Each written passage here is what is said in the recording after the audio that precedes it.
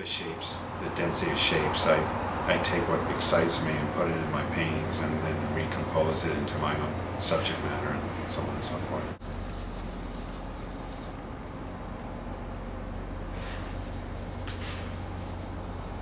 And I don't use the drawing I use it as a reference of the subject matter and composition and rhythms, indirectly, not quite directly. This will be like that, but it will be, parts of it will be put in the painting.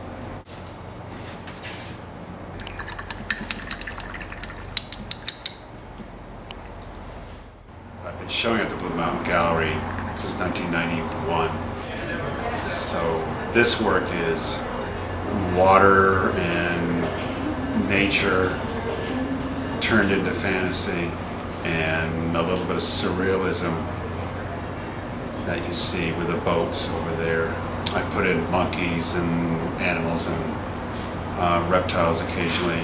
Water, I'm fascinated with water, I love to swim. So I've been doing that for the last probably 10 years, introducing sometimes tigers, different birds like ostriches and emus, and things like that.